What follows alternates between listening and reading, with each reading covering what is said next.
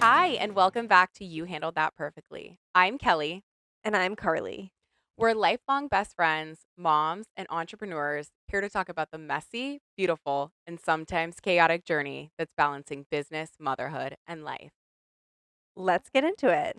Hi. In today's episode, we are talking about organization and clutter. Not Pinterest organization, but like the real life stuff and the clutter that makes life feel heavier than it needs to. Yeah, my life is feeling it right now. I can tell you that. What do they say? I can tell you that for free. My life is feeling it. Yeah.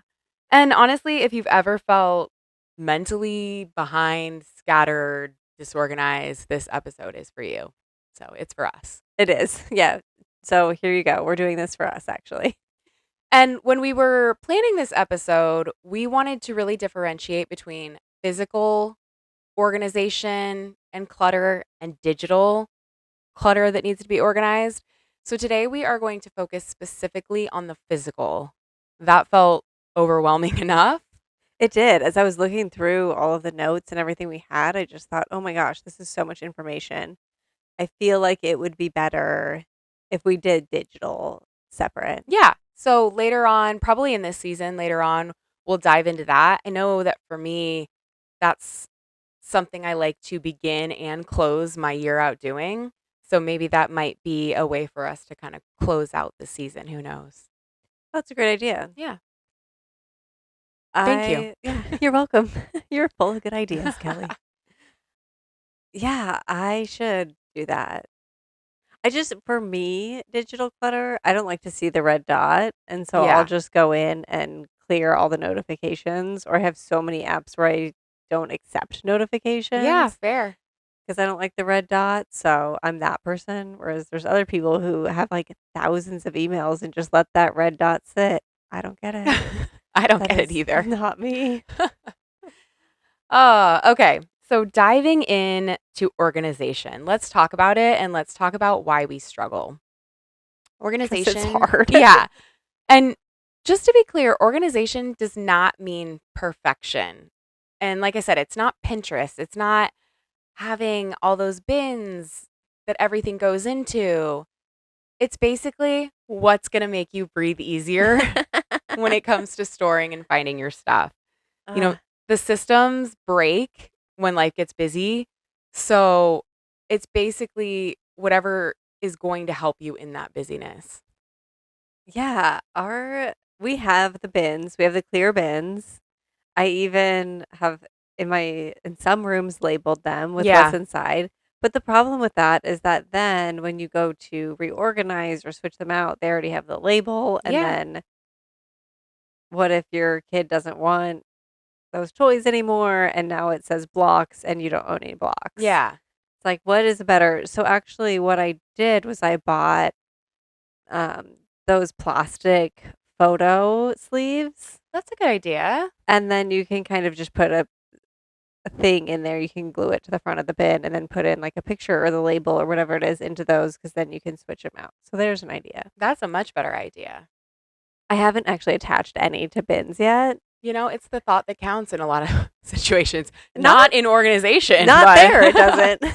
But I have the sleeves. okay, well, honestly, it's baby steps, you Step know? 1, buy the sleeves. Yeah. And I think that's the thing is that I know you and I know you're in a busy season. And that's when sort of the clutter and disorganization builds. And so that's why we need simpler systems for that. So, I mean, you're kind of planning the simpler system. It's just a matter of finding that time to put it into action. Yeah, and finding the time to actually go through the bins and see what we're keeping, what's in there, what we're getting rid of. I mean, this is the hard part.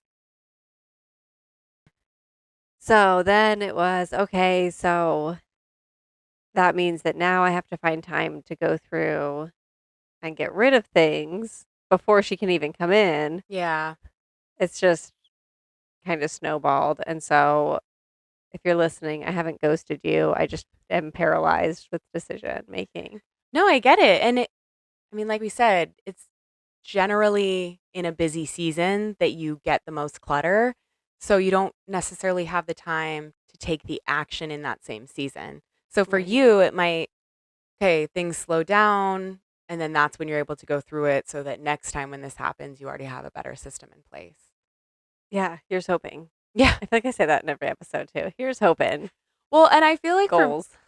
I feel like for me, one of the main points that I want to get across in this episode is that disorganization, and I'm telling this to myself, disorganization is not failure, it's overload. It is. It's overwhelm too because you're trying to do so many things. Like something has to give, something has to break, and then things become disorganized and cluttered, and it doesn't help with your mental state, we'll be honest, and it Yeah. also, just gets worse and worse because as things go, they get busier, and then you think, "Oh, well, that's gonna take so much more of my time," because now Mhm. it's instead of it being a little pile of things, it's a giant pile of things, and seeing it every day is overwhelming, but also doing something about it is overwhelming. Yeah, and you're over capacity in multiple ways. So Yes. it's incredibly hard to dig out. Yeah. That's exactly how I'm feeling. Mhm. And there's so many surfaces in our house that are just covered with things, and we don't have a lot of surfaces. We have sort of done this on purpose where because we don't like Yeah. the clutter, we've gotten rid of surfaces. So now it's just like, okay, well, where do we put it? Mhm. And that's our struggle right now. Okay, so we talked about it a little bit, but let's really kind of list off and dive into the actual places that you have this physical clutter. The Like, chair. yeah. Oh my gosh. Who doesn't have the Oh chair? my gosh. I mean, we don't have the chair because we have like our entire countertop, Yeah. but, and, oh, don't even get me started. But yeah, surface piles, like you said. And then those places, the chair, whatever, they're just clutter magnets. Yes, my closet floor. Yes. And then the other thing is the things that are in those piles, it's generally stuff without homes. Yeah. Aside from my closet floor, because it's all just clothes that I just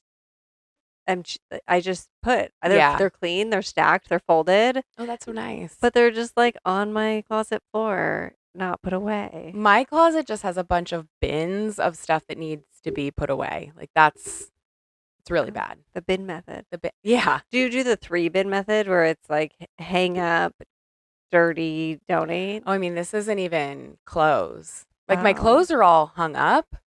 It's just a matter of anything non-clothes related that doesn't have a home goes into my closet so that it's not cluttering up my office or our guest room or anything like that. Oh. So it's bad.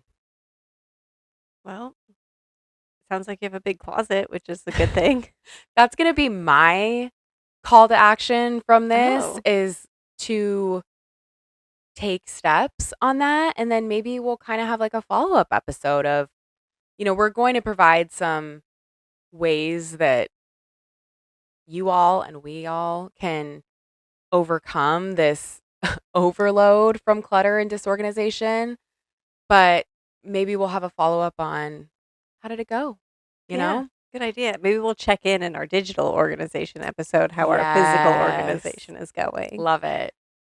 But I know for us too, there's kids' toys, like you were saying, papers, school things, the laundry that never ends.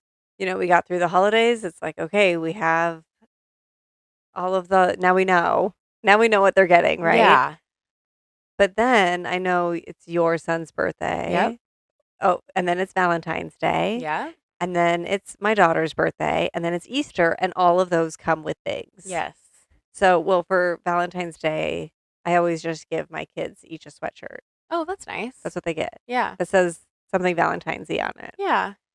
Actually, I got a really cute one for my son this year that's a monster truck, and it says "Crushing on You." It's pretty cute. Oh, that's really cute. And so that's just the standard, like, you Yeah. get. And so that was my attempt to reduce a little bit of just giving to give. Yeah.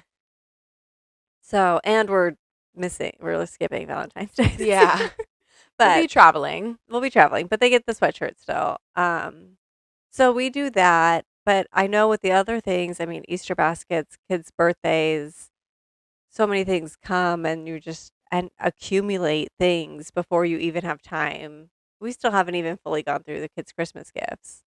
Yeah, it's funny that you're saying that about just doing sweatshirts so that you don't have all the little toys because that I mean, it's kind of still unavoidable because I don't know about you guys, but I've already gotten notices that we are sending in Valentine's and they're taking in a Valentine's Day box to collect it. So they're going to come home With things. with things. So I think that's a huge part of it too is like we can only control what we do. That stuff is sort of out of our control. But I feel like that's part of why I started it, Yeah. because it was like you're already getting all the little Yeah. tchotchkes from your friends. Exactly. You don't need them from me too. And guilty because the Valentines that we're sending in are like little gem rocks. It's like I'm sure all the What are parents they are going to do with them? right. Like I'm sure all the parents are gonna love that coming home. Like just Yeah. another little like treasure. Yeah. Kids love treasures. Well, they do. And so it's Yeah. hard not to support that too. My daughter's taking bookmarks, which is right up her alley. She's a Yeah. big time reader. And we found these really cute heart shaped ones that go over the corner of the Mm. page. So she's taking in Very those. practical. And then my son is taking in the little pens with all the different colors. Oh, so cute. And they're little, they're mini, they're like this big. That's cute. And they come with a little Valentine card.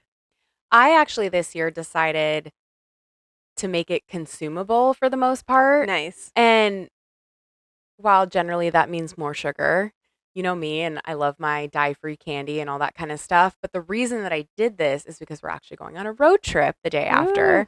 So I thought, well, that's perfect because I'm just going to make little snack boxes.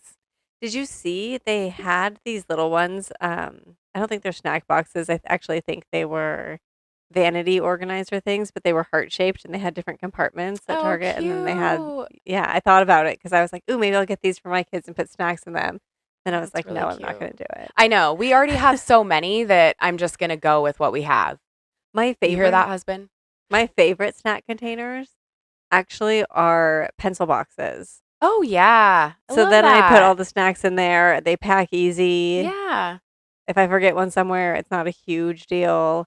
It's Yeah. better than having containers that I have to fill Yeah. because I can just throw packaged snacks in. Oh, okay, for packaged snacks. Yeah, Yeah. that's what we do. I have those hard plastic Yeah. clear zip cases and that's Same. what we do. Yeah. And it's the It best. is because they're durable. Yeah. They really get beat up from my kids. They're clear, so you know what's in them. Yeah. Yeah, that's nice. I like that. I've tried every snack container under the sun, I think. That's funny. I've been on a quest and tried everything, and those just end up being the best because when we're somewhere, we can still grab little snacks and throw them in, Yeah. and I don't have to, Repack everything. yes, distribute through tiny snack containers. Yeah. Here I am finishing your sentence. I appreciate it. Sometimes I need it. So, yes, as far as that goes, on our end, we're going to do our best to try to not have, like you said, the tchotchkes, the little trinkets, treasures, as much as we love that for them. But yeah, it's about trying to prevent having all that wasteful stuff that just clutters up our home. Yes. But there is, I don't know, that just made me think too, like there is an emotional side to clutter as well. Big time. Yeah, for us and for our kids. But do you want to go into that a little bit? Yeah, so I think for us, or for anybody, the emotional side is holding on to something, Yeah. right? So you're holding on to a memory or something or, not being willing to let go. It just creates sort of a barrier. It's a physical barrier, but it's also a mental barrier that you're trying to get through. So that's why that Marie Kondo stuff probably was so popular Oh, for back because it was sure. like, well, if it doesn't spark joy, why are you keeping it? And it's Yeah. like, well, I don't know because maybe in a year I'm going to need this box. Yeah. You're not going to need the box. And then for kids, I feel like at least with my kids, my daughter is very sentimental. So getting rid of things that she's had forever is really hard for her. Yeah. And it is for me too. I get it. I'm getting better. Whereas the boys in our house are just like, yeah, just get rid of it. My son is it's the funniest thing. We had something of his, a soccer net in the backyard.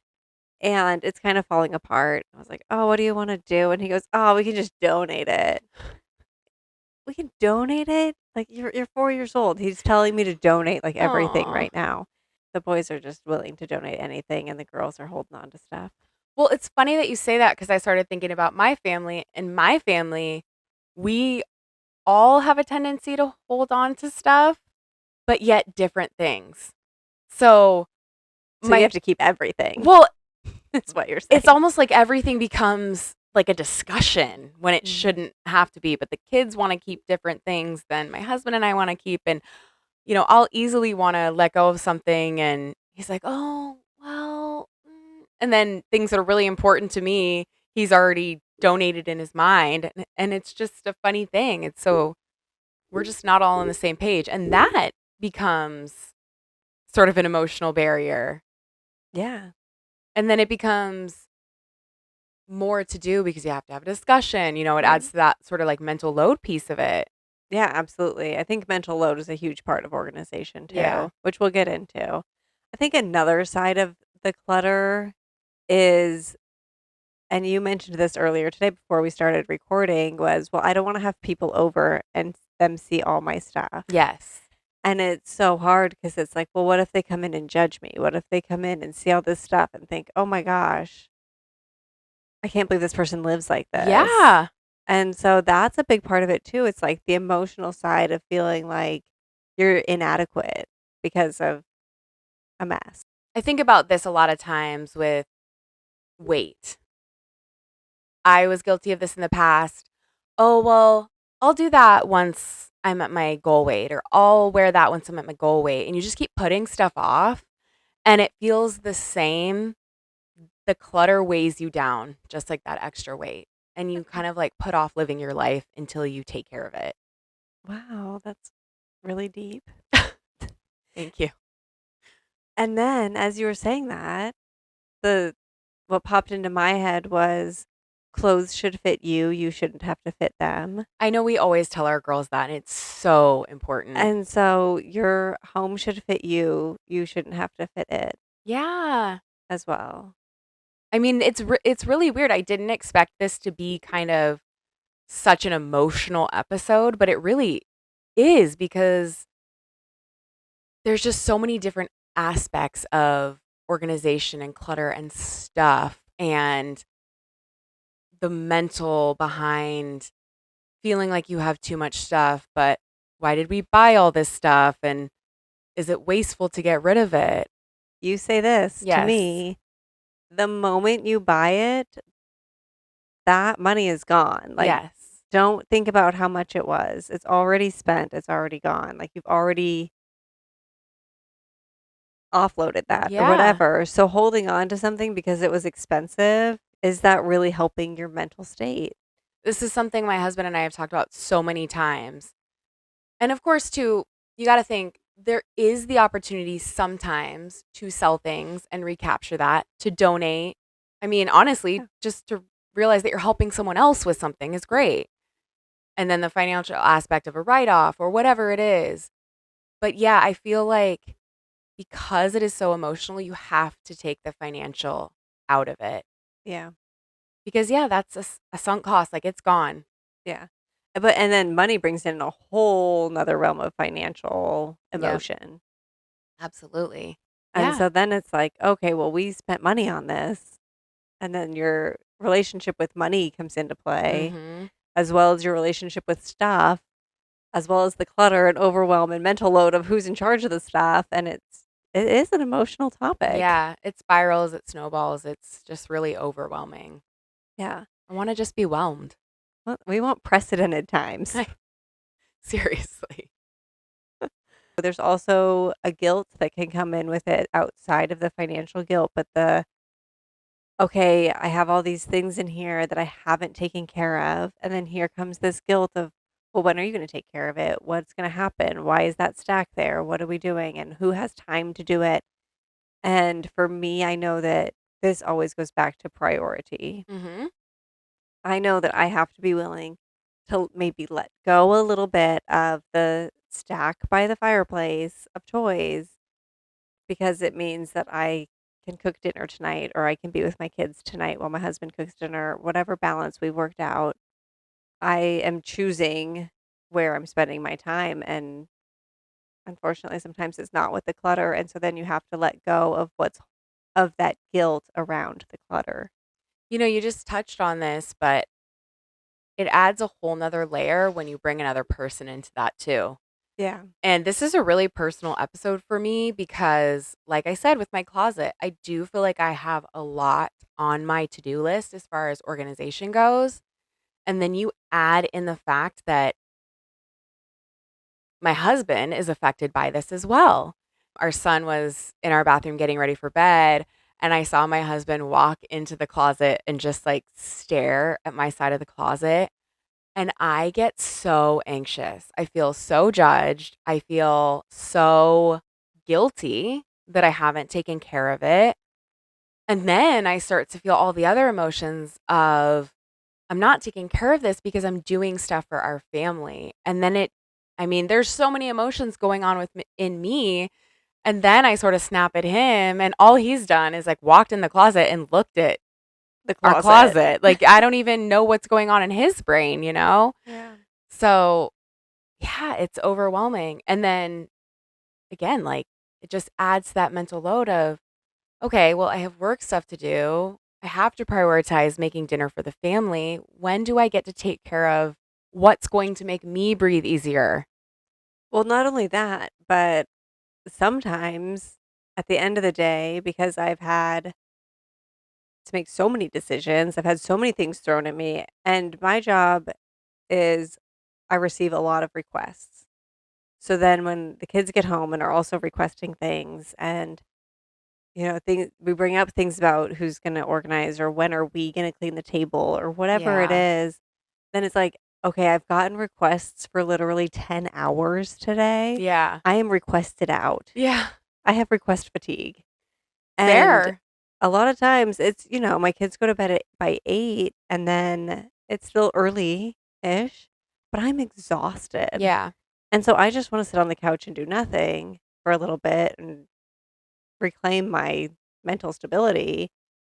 But then the guilt kicks in where it's like, well, I should be spending this hour while I still am awake and have some energy cleaning my closet or doing Yeah. other things or doing the laundry or whatever it is. And I choose not to a lot most of the nights because the pile's still on my closet floor. Well, and because mentally, what you need is just to veg, basically. Yeah, to And that's watch fair. something or Yeah. to read or whatever it is. I just want to sit on the couch with my dog. And I don't think, obviously, I don't think that burnout is worth pushing yourself. Again, obviously, with the state of my closet, I don't feel that. But Well, and then I think that one day, because this is what's going to happen, one day the urge is going to strike yeah, and I'm going to go in and just spend all that, like a bunch of time doing what I need to do. yeah, And it happened one time. I think your daughter was having a play date with mine and my son was occupied. And I was like, oh my gosh, I have some time in the middle of the day on a weekend. it's here. Oh, I also find that my barrier ends up being when I know I won't have enough time yeah. because it's hard for me to take that first step. And again, they're like, just do it for 10 minutes.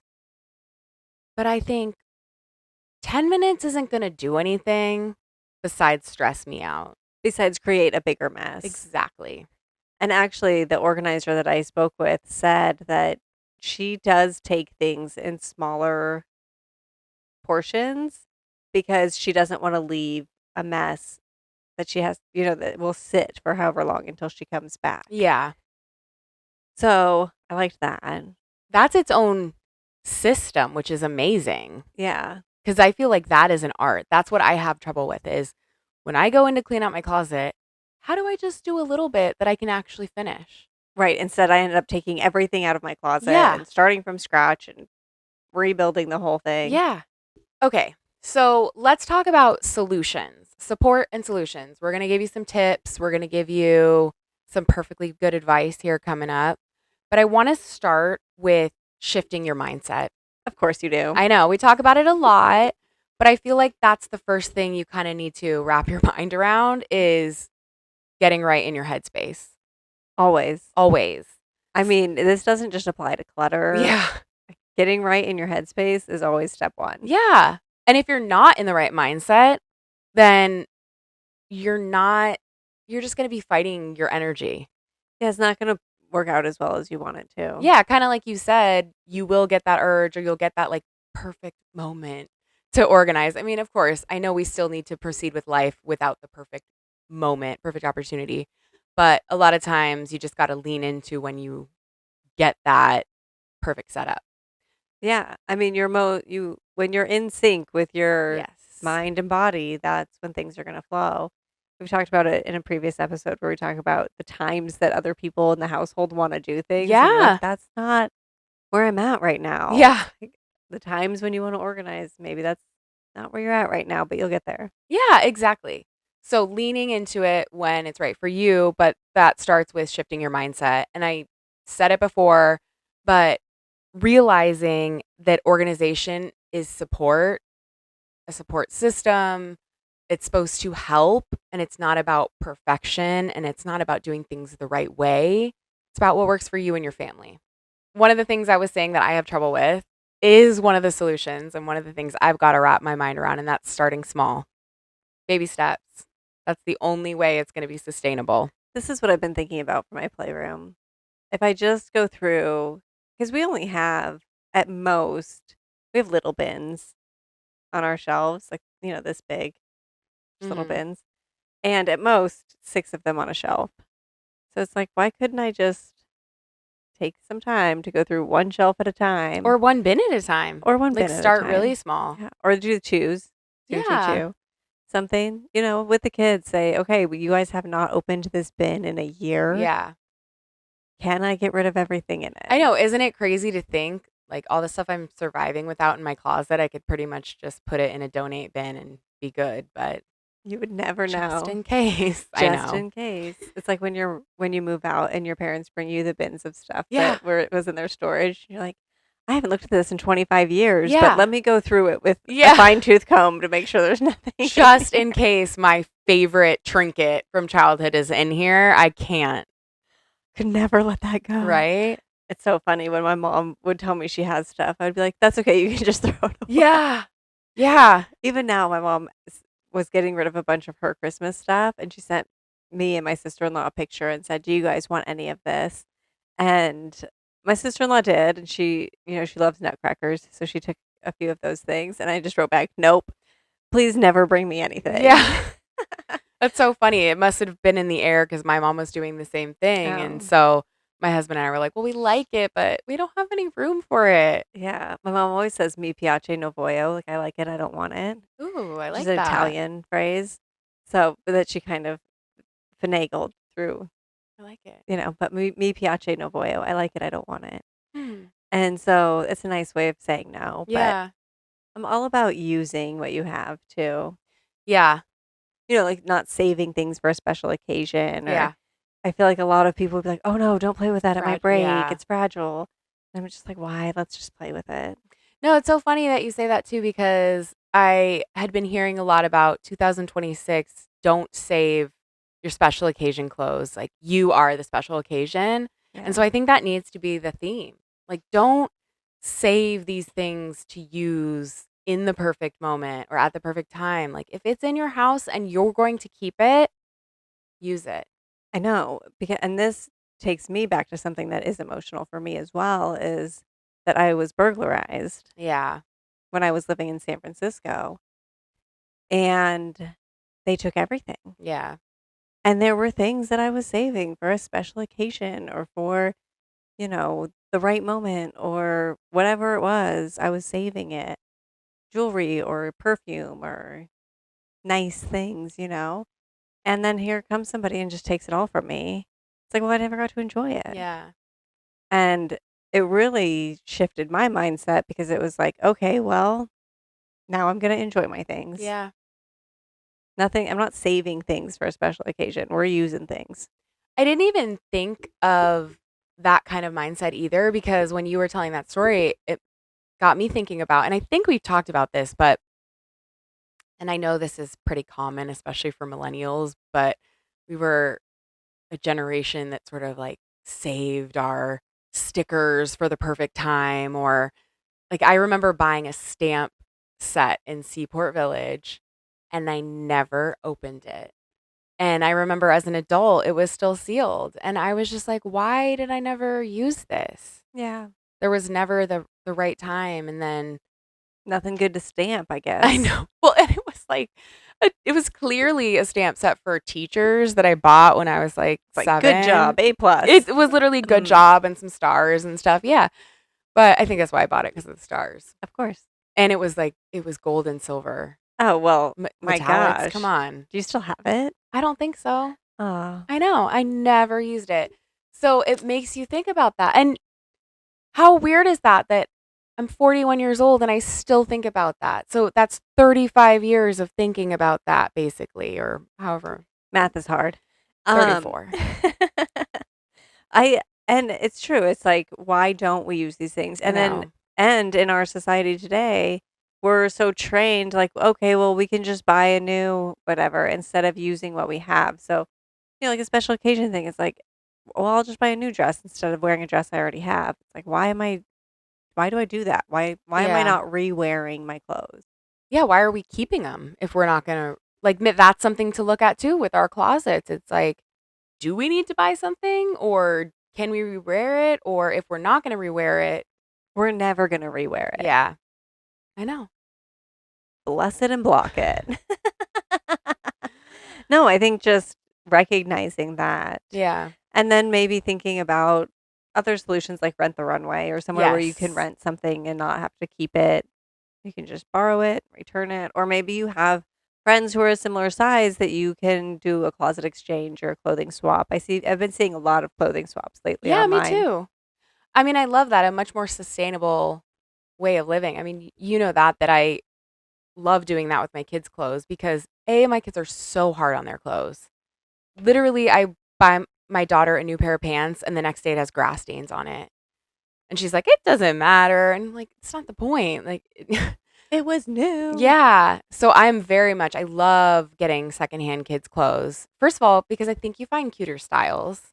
And the quality with the price is unbeatable. Yeah, exactly. And they outgrow them so quickly. I mean, for Yeah, so many kids don't wear them reasons. for as long, and so it's like, okay, some kid wore this 3 times, and Yeah. now it's at the thrift store. But to your point too, if we're going to be wearing a dress for one occasion, let's do runway. Let's trade amongst our group of friends. I mean, I can't wear your clothes, Right, you're unfortunately, very tall. but Those of uh, you who don't know, Kelly's a solid 5 inches taller than I am. oh, it's funny.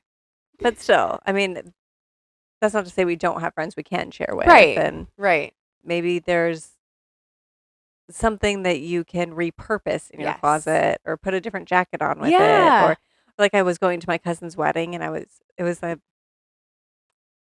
beachy beachy formal, I think Yeah. was the term she used on her Yeah. invitation. It's like, what does that even mean? You're like, Beachy's does not casual, compute. and Yeah.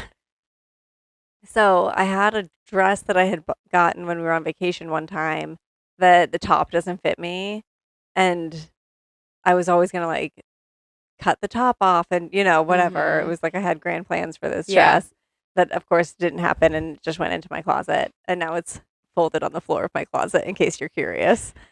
And so instead, I just tucked it. I tucked Oh, the top yeah. under and I wore a tank top with I it love that. to my cousin's wedding. And it was perfect. It was a great solution. And I was like, why don't I do this more often with things? Like I can, put a different top on a Yeah. dress or whatever it is and make it look like something else if I don't want to wear the same thing or Yeah. whatever. Accessorize different shoes, different Yeah. jacket, like you said earlier. Yeah. But also, who cares if I'm wearing the same thing? Yeah. No one Who's is gonna know? noticing.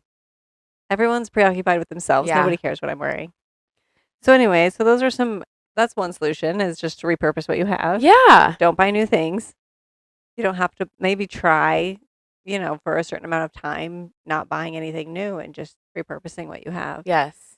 That can go for organization things like bins or boxes. Maybe you have boxes of like shoe boxes or whatever it is. You can repurpose those too. Yeah, I've heard a lot of organizers say, don't go out and buy bins. Like, wait until you organize and then get it for what actually works in that space.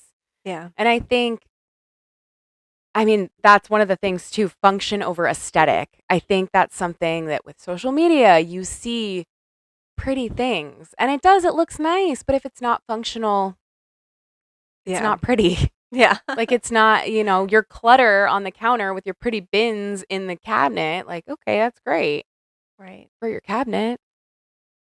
We do have bins in our cabinet. I did fall prey to that, Well, but if you're utilizing, I mean, I think you yeah. utilize them. Yeah, we do. We don't have boxes. We are good about that. I will say Yeah. every time we go grocery shopping, we take everything out and sort it by where it goes in what bin on what shelf and Yeah. No, that's but definitely, that's the whole point. Like, if it yeah. works for your space and you're going to use it, then it's functional. It's not just pretty. Yeah, but I have absolutely gotten boxes or whatever it is because it's pretty and Yeah. then gotten home and been like, I didn't measure and now this doesn't Yeah. fit. Oh, Tim totally. always gives me a hard time. He goes, "Well, did you measure the space?" I'm like, "Well, I went like this with my arm and I knew that it was like from here to here and so I could I girl measured it.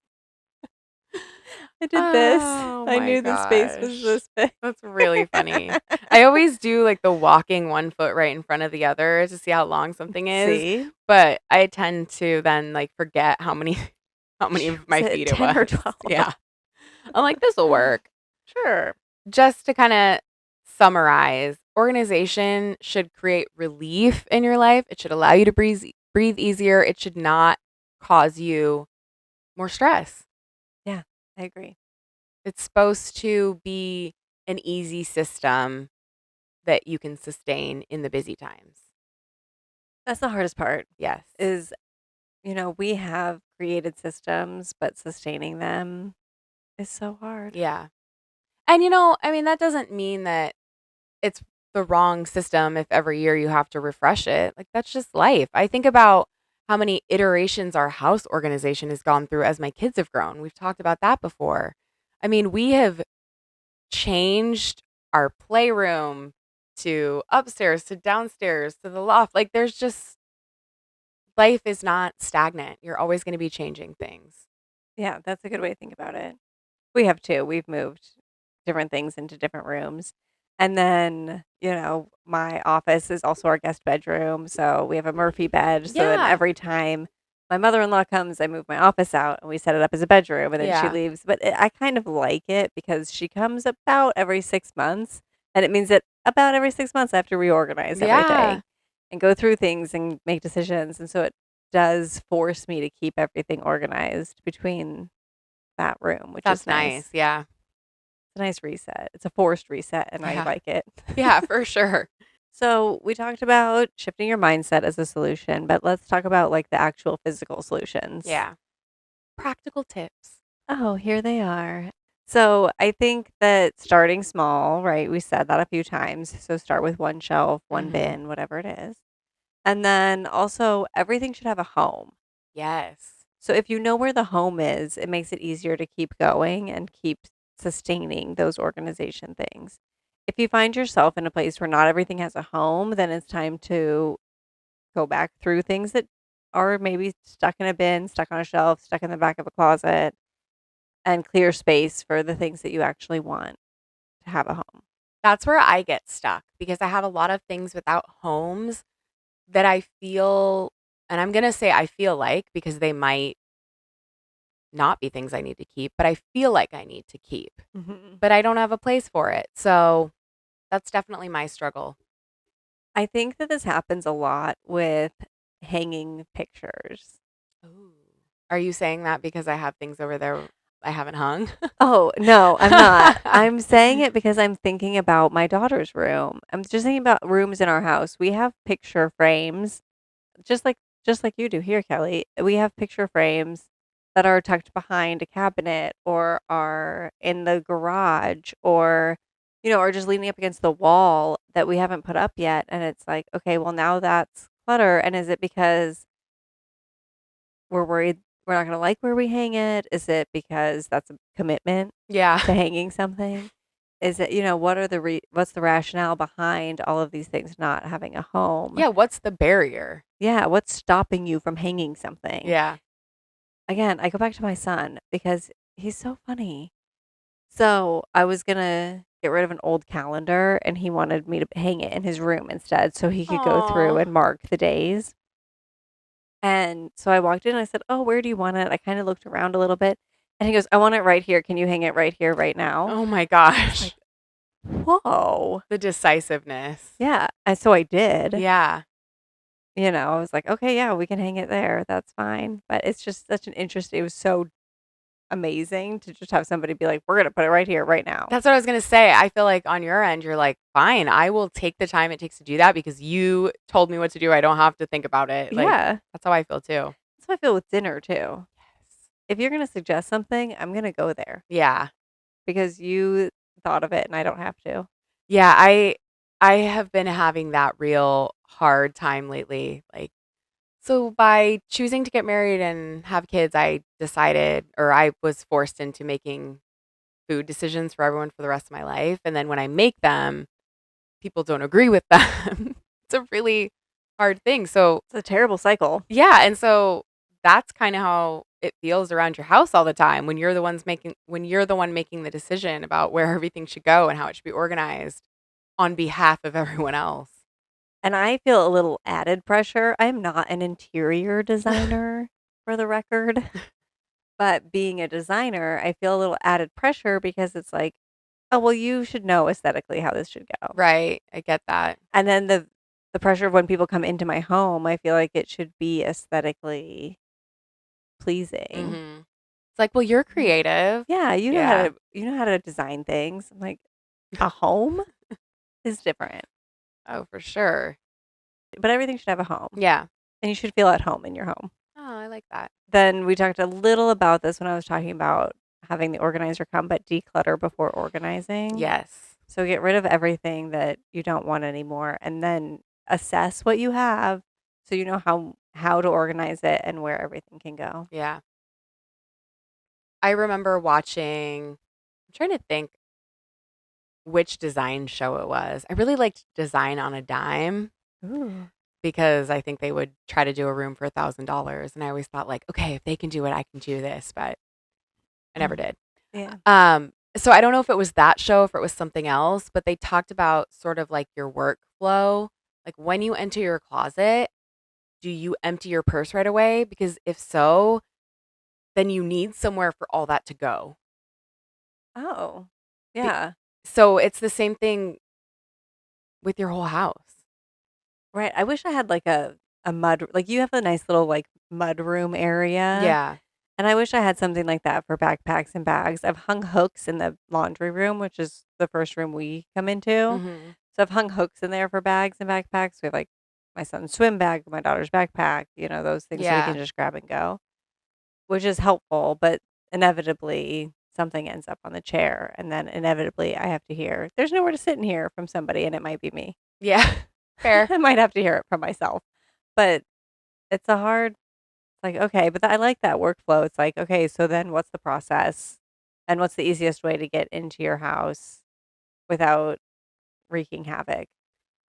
I mean, if you figure that out, let me know because we Yeah. do have a mud room and I even have a two-sided organizer in there that has a flat shelf and a bin for each kid where they can I mean, I've literally walked them through the workflow. You take off your shoes and you put them in the shoe rack. You come in the house, you hang up your backpack, you hang up your jacket. You empty your backpack of all the papers and that goes in there and you take out your water bottle, but it never happens. Like Mm. literally never. They just throw their backpack on the Floor. floor. Yeah. Okay. So then we go back and we walk through it. But in theory, that should be the workflow. It's a great theory. But I think the other thing too is we do have that room. So at least I know that's where the backpacks are when I need to go get them and empty them Yes. myself. Unlike me, my daughter can't reach it. This is the problem, is because where I put the hooks, my daughter can't reach it Oh, that's funny.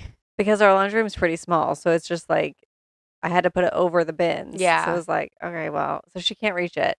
So instead, she ends up putting her backpack either on the floor or on the chair. And Yeah. then At least you know where it is all the time, right? it's not her fault. It's just The workflow is faulty, The workflow flawed. is flawed. Yes. So the next thing would be to think of the space maybe as a reset versus a deep clean. So you're resetting your space Love that. and, it goes back to our self-care where it's like it goes back to our self-care episode where you're thinking of the things that, maybe you don't want to do or that are taking up time and space and energy, and instead thinking how grateful you are for what you have and that you get to do these things. So it's like, okay, I'm going to reset this space because it's going to clear the clutter from my mind and it's going to help the workflow Mhm. instead of, ugh, I have to deep clean today. That's what I've been trying to do too. How lucky I am to have a mudroom that Yes. has the system, and if I, at the end of the day, when my kids go to bed, have to reset that, I do try to look at it in a different light. Like, "Oh, I'm so glad I have this set up in here so it becomes a nice thing for the morning." I wish I had it. We'll build it for you. Someday I'll have a mudroom and an office and all the things. Tiny daily resets too. So giving yourself that grace that's like, okay, so here's another day where I didn't clean my closet floor. Yeah. That's okay. I have other things happening. You can see your mind, like, moving forward to 8 o'clock tonight. I know. And I can tell you right now it's not going to happen. Okay. And then you don't have to do it alone. You have a family. You can look up Sam Kelly and Mhm. see how she teaches her family to help with the mental and physical load of being in a household, being a member of the family. And this is something I've been having a hard time with lately is the even if it's someone else's mess, how can we get them to still help? Yeah. And I'm realizing that it's so triggering for me when I say, "Hey, can you clean that off?" And somebody says, "Well, it's not mine." I think as a mom, 90% of what we do is not ours or not for us. And so it is triggering when we ask for help, which is hard, and then that's the feedback we receive. And it's like, "Okay, well then whose responsibility is it? Yeah. Whose is it? Are they going to do it?" It's like, "Okay, well I'm actually just asking you as a contributing member of this household." That's exactly what we've been trying to teach the kids because we'll say, "Oh, hey, as you're walking by that car door, can you close it?" Because your brother's hands were full or your sister's hands were full.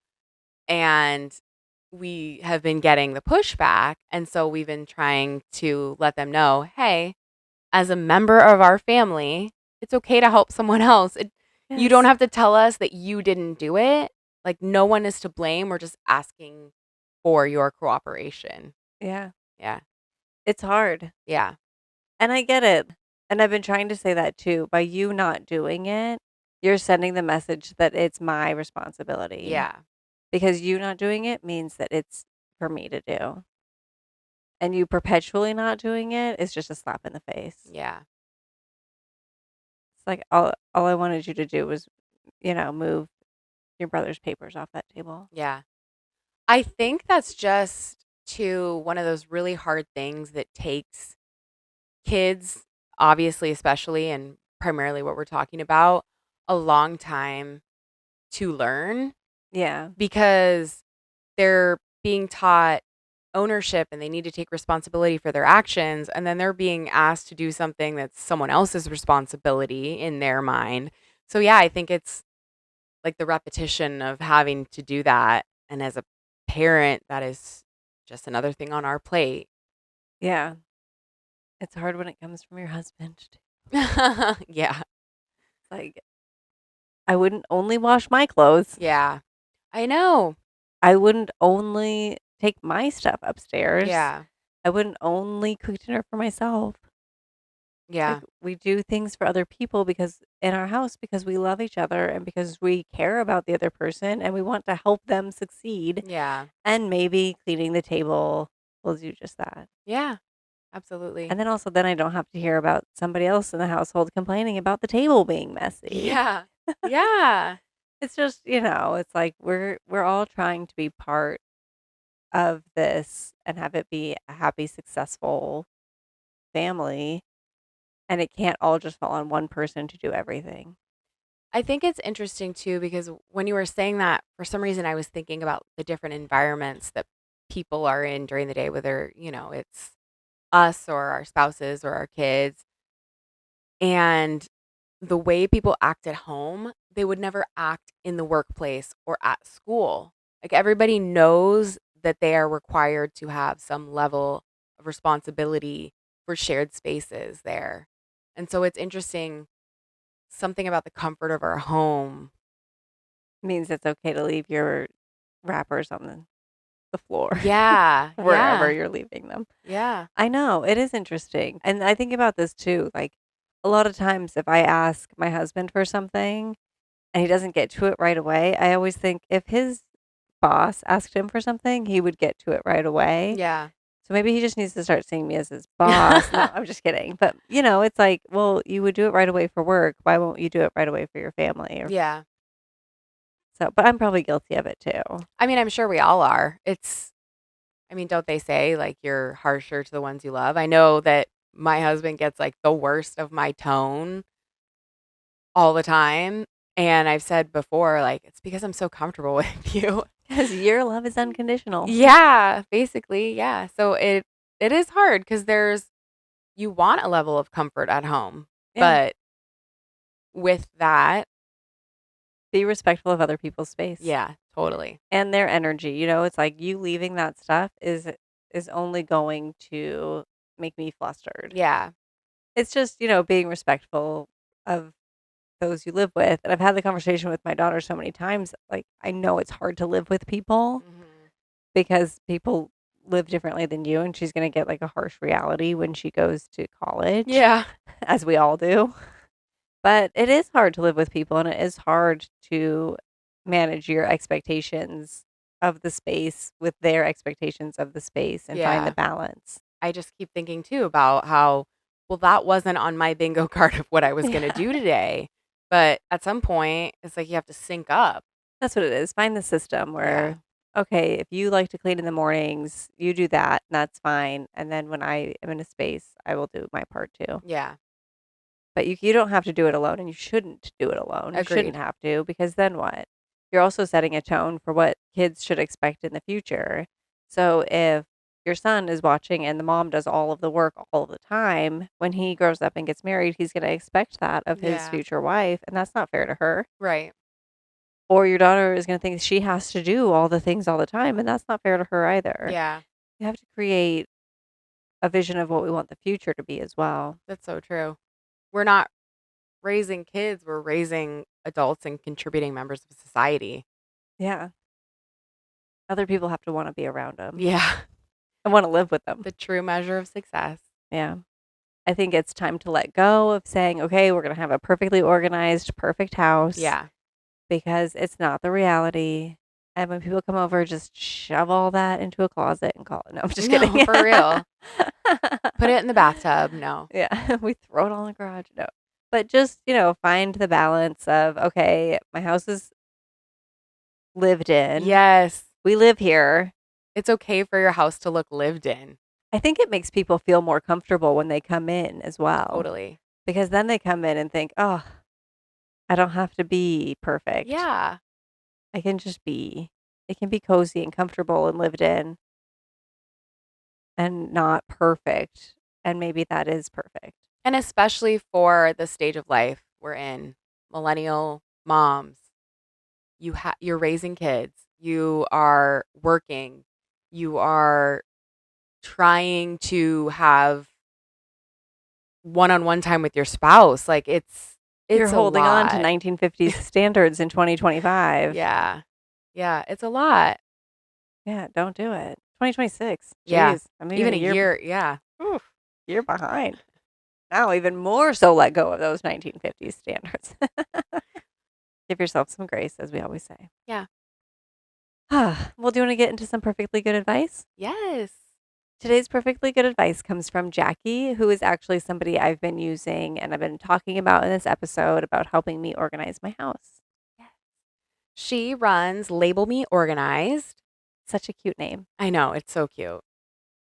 Jackie says, as a mom of twin boys, I know that life gets messy. I remember well the stress of searching for lost toys, shuttling forgotten lunches to school, and trying desperately to find a tiny bit of calm amongst all the chaos. My Zen moments did not come from meditation or massages, although those work for many others. For me, it was organizing the junk drawer that made my day. I had no idea that this little guilty pleasure would soon turn into my full time business. The boys are older now, and I'm thrilled to say we made it. And just to be clear, it was never, ever easy. Amen.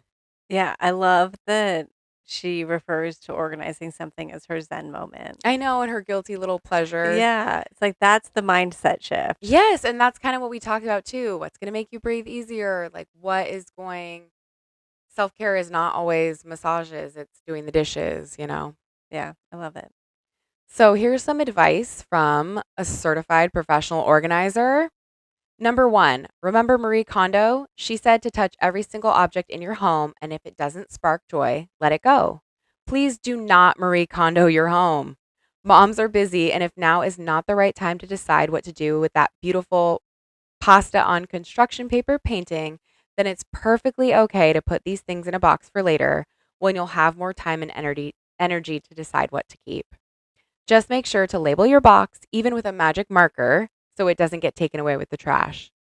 That's great. I do like that because Yeah. sometimes you're not in the head, or sometimes you're in a get rid of everything headspace, and maybe that's also not the best time to organize. And it's interesting, just putting it in a box to go through later is, yeah, Organizing. the first step. I love that. Two, be ruthless in eliminating what you know you don't want to make room for what you treasure. Junk mail, instead of sitting in a tall pile taunting you to look through it, recycle it right away. Do you have too many half broken crayons taking up space that you'll know you'll never get them used again? Pass those along. Too many dollar store toys collecting dust? Donate them so someone else's child can enjoy them. Love that. I Exactly do what we were too. talking about. Yeah. And number three, keep a donation bag on each level of your home. I have one in the primary bedroom closet and one in the garage. I recommend super strong black garbage bags, the ones contractors use. Every time you know it's time to donate something, drop it in that bag. Since it's black, no one can see what's inside, and that usually keeps little hands from digging through it. When they're full, off they go to bless someone else's life. I like that. Me too. I do have piles. I have Yeah, but I like the black bag because no one can see what's in it. Because sometimes my daughter's like, "Wait, what's in here?" exactly. Exactly. Like, oh, this is a new treasure that I forgot I had. Number four, speaking of donating, find an organization that works great for your lifestyle. If you pass by Habitat for Humanity store every day, then that's the natural drop off point. What I love to use for my home is www.pickupplease.org. You create an online account, log in with your zip code, and voila, they assign you a date. On that date, donation bags are out by 8 a.m. and they are gone by 5 p.m. They leave a receipt at your door. It's the fastest way I've found to a clutter free home. It keeps so much out of landfills and they support a variety of charities with their efforts. Most of all, there's a mental release once the stuff is gone. It's cleansing and it feels so great. I do love that. I Yeah. use Buy Nothing a lot. I post a lot to Buy Nothing, and I love putting things out, and then it feels like magic. It just disappears. It's like in How I Met Your Mother. Yes, the corner. Yeah. And it feels like that, and I love it, and it's and knowing that somebody else is getting it. And then when I accept things on Buy Nothing, I always message the person later saying, "Thanks, this is how I'm using it." Yeah. And so then they know that their thing that they were holding on to for probably too long went to somebody who's using it and loving it. And Yeah. so I always really like when people do that for me as well. Yeah. It makes you feel good. Yeah. So her last piece of advice is number five, the organizing you see on social media is gorgeous, but it doesn't represent the way most of us live. Great organizing is about the way your brain works and how your day flows. Your systems need to work for you and your family, not for a social media feed. All of that was really good I advice. love that so much. I mean, it's exactly the way that we were thinking, said beautifully, and by someone that you really know deals with this every day. Yeah. Thank you, Jackie. Yeah, I love that.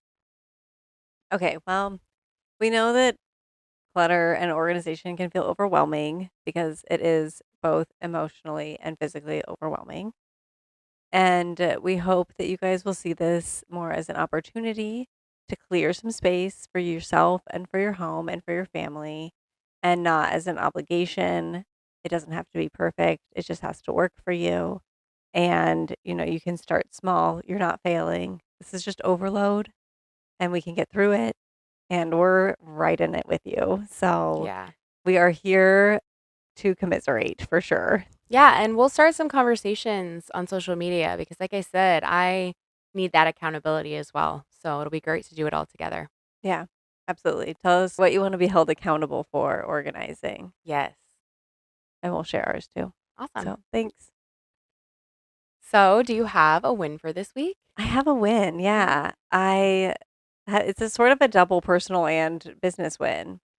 This week I was in Arizona visiting my grandma, which is the personal win part of this. My mom and I took 4 days to go spend with my grandma, So nice. which was really great. My grandpa passed away in May, and so it's just hard. Mhm. And she's doing really well. I mean, she's being really social, she's doing all the right things, and she just had written to my mom asking if my mom would go out and spend a couple days at this resort that she found with her. And so my mom said, "Yeah, I will. Yeah, Carly and I will be there." I think. She My voluntold you that you're Yeah, coming. my grandma was like, "Great." And so the resort was in Winslow, Arizona, which if you know about the Eagles, Yeah. have ever heard Take It Easy, Yeah. they're standing on the corner in Winslow, Arizona, Such a and fine sight to see. it is something to see. Yes. Pretty much all that's in Winslow is the That corner corner, yeah. and then this Tracks. resort that we stayed at. Yeah. So, it was great. We stayed at this resort. They had a really nice dinner restaurant in the resort. So we did that the Fun. first night, and then the second night we're like, "Okay, let's go see the town." And it's about a block long, and you walk the block to the corner, you take a picture on the corner. There's a couple of little shops there that sell things that say "Take it easy." That's so funny. It was great. And we had a really wonderful time, and then I we had the best so oddly enough, we were asking where we could go for dinner the second night, and somebody said, "Oh, go to the Brown Mug Cafe." We're like, "Okay, I'm thinking I'm gonna have, like, a hamburger." Yeah. Brown right? What do you think of Brown Mug Cafe? I mean, cafe, I think of like cafe diner type Right, food. breakfast even. Yeah. So they said, "Go there for dinner," and we're like, "Okay, sure." I It love got some good Brinner. reviews. Yeah. Okay. It was Mexican food. Yeah, I never would have Mm-mm. thought It that. was delicious Mexican Ooh. food. Seriously, one of the best tacos I've ever had. Oh, wow. In Winslow, Arizona. Yeah, so if you're looking for good Mexican food in Winslow, Arizona, it's the Brown Mug Cafe. That's so funny. But anyway, we're standing on the corner and there's a gift shop. So we walk in and my grandma made a friend while we were in there and she was chatting with this woman. So my mom and I are sort of standing around browsing, looking at things. And there's an ice cream case there. And so I look in the ice cream case and I was like, "Oh my gosh, there's some of my packaging design in Oh, this ice cream case in Winslow, Arizona." that's so awesome. So I took a picture of my ice cream lined up, and then you can see the corner out the Oh, window. Like, here's my ice cream standing on a corner. that's But awesome. it was really fun and just it was a very nice, relaxing, resetting time, and there wasn't a lot to do. So actually, I got a lot of work done. I got caught up on a lot of things that were, weighing me down a little. Yeah. That were just like, "Oh, I have to do end of year bookkeeping things, or I have to do little things and respond to certain emails and just stuff I hadn't done yet." And so I got through all of that while I was there, which was really nice. That is sometimes when you're out of your normal setting and you can't get distracted, you're really able to focus on that kind of stuff. Yeah, we had Criminal Minds on because it was like the only thing playing. Love it.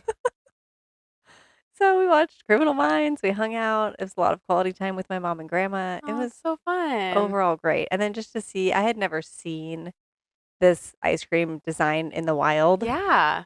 I had never seen it actually in person Wow. because they never sent me Yeah. the samples, whatever. It just went to them and they make the ice cream. And so it was really fun. That is so cool. It's so exciting to see it. And, today I sent a text to the printer who did it Oh, and said, "Look, and he is like a huge music person. He's in a band, he does all this stuff. So he was excited about Winslow, and he was excited about the ice cream, and it was a Yeah. big time win for him too, I think. That's so cool. Yeah. So lots of fun. I It love was a that. great week, yeah. Thanks for sharing. Yeah. How about you? Do you have a song for us? Is it I "Take It Easy" by the Eagles? I feel like I should do that. It was in my head all week because whenever I'd see your location, like Oh, it's like yeah. when every time you open the text message, it says, Yeah, we track each other, what so city you're every in. time, yeah. So literally every standing on a corner in slow Yeah. Arizona. It's funny that they say such a fine sight to see because Yeah. it's, like, literally Nothing to see. yeah. Yeah. Although I think he was talking about, A girl. yeah. So Right. no. That's fair. Yeah. Anyway, sorry. No, that's fine. That's not your song. What is it? So I had put this song on our playlist a long time ago, but I didn't pick it as one of my songs because it's a lot of times I pick it because of the lyrics. And this is one that's like a lot slower that I listen to sort of in the evenings. But in general, I love this band. So Penny and Sparrow, it's a Mm. duo, and I believe they're based out of Austin. And they have so many good songs. Just a really great, it's totally our vibe. You would love it. I do know Very, them. yeah, very like depressing. No, I'm just kidding. Just Yeah, mellow. mellow. Yeah, exactly. So the song I picked is Gold by Penny and Oh, Sparrow. I do Um, like that one. yeah, it's so good. So head to our playlist. Thank you so much for joining us today. We'd love to get to know you better. Join our Facebook community where we can offer support, encouragement, and you can have a say in what we talk about next. Or you can sign up for our newsletter at youhandledthatperfectly.com. And in case no one's told you today, You handled that perfectly. bye. Bye.